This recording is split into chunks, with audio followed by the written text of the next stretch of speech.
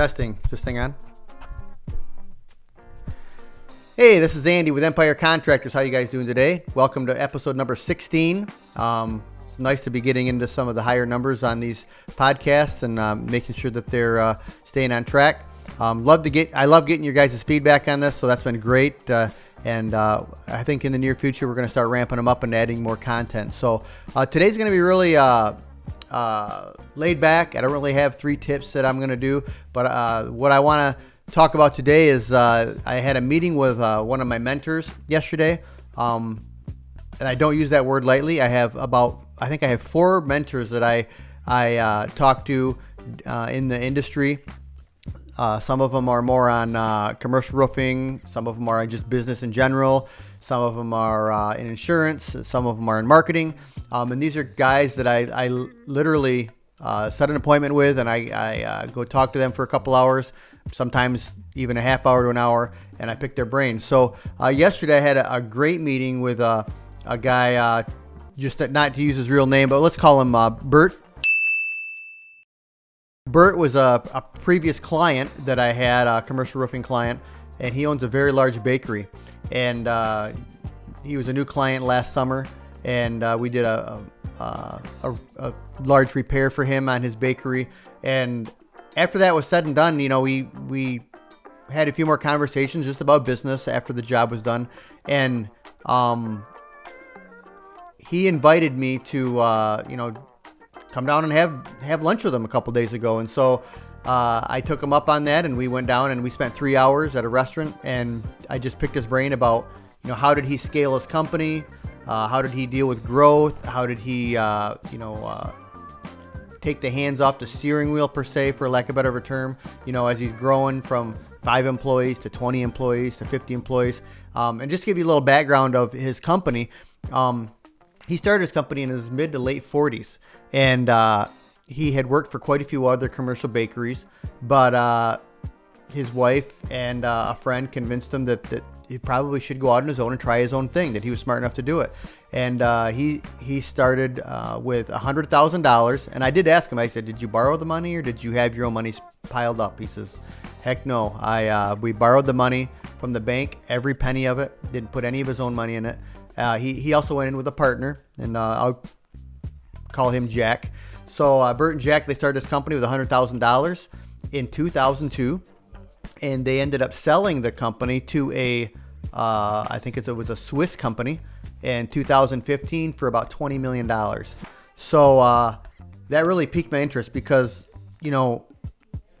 that's 2 years, that's about 3 years less than what I've been in business personally, and he was able to scale that company to huge proportions.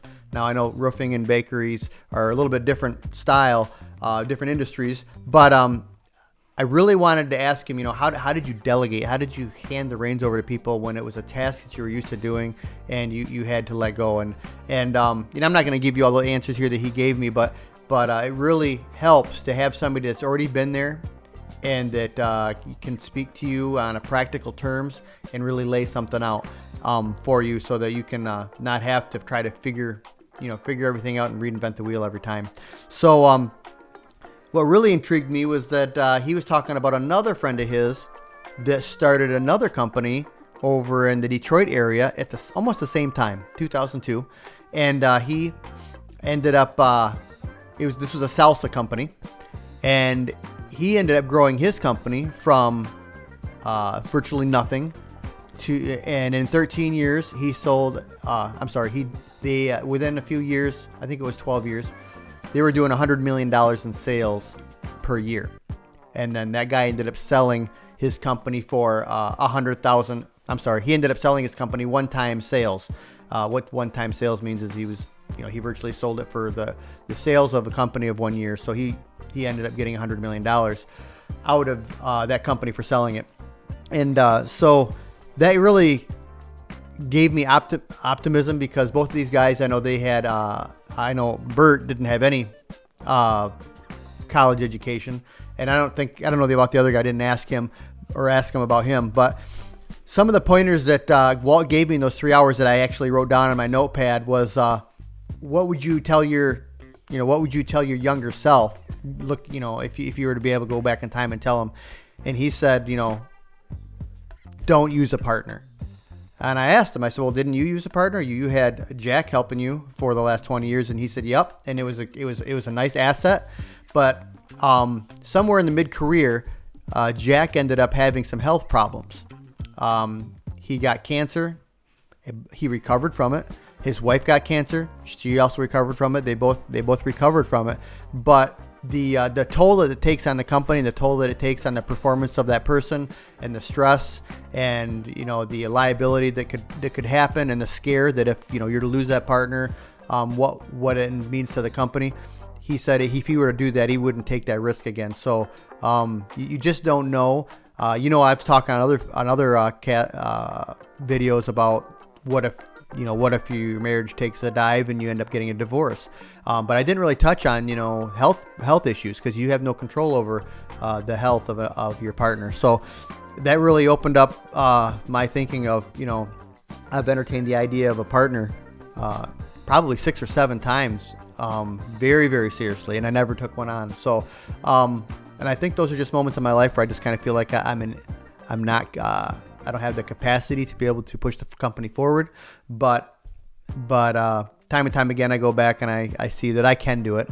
I just have to learn new stuff. So one of the other things that Bert told me was he likes to think, and this is a good analogy that I took away from it, and I'll wrap it up with this, is that he doesn't think like a lot of other people think when he's doing business. And what he meant by that is, he said he doesn't listen to the crowd. And he used this analogy. He said he looks at himself as like the conductor of an orchestra. And, when the conductor of the orchestra introduces a song or a script for playing, he's facing the crowd. But when he goes to play, when he goes to perform, he turns around, he puts his back to the crowd, and he focuses on his players, his orchestra, and then he continues to perform. And the people that are playing, the music that is playing, the performance is all he's focused on, and he's not focused on the crowd, what the reaction of the crowd is. All the crowd is doing is watching and listening. And so I think that's a good analogy that, sometimes you get wrapped up even here on social media, or, the world, or sometimes even people we look up to, whether it's your dad, whether it's, a previous boss, or another business owner that you look up to. And sometimes, they have a different vision than you have, or your idea doesn't really fit their flow. But you got to remember, you are your own person. You have your own vision, and sometimes you've got to turn your back to the crowd and focus on your own performance and focus on your own vision. So that really inspired me to focus on what I'm doing here, and I hope you got something out of this today. Really, the point that I'm getting is a lot of people, they think too small. They don't think big enough. They don't think that.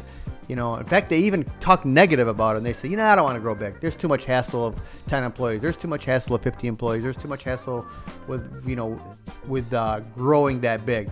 And I say, why not? I say, welcome it. Is there going to be trials? Is there going to be, issues and growing pains? Heck yeah. But, I welcome those and think it's actually a fun challenge.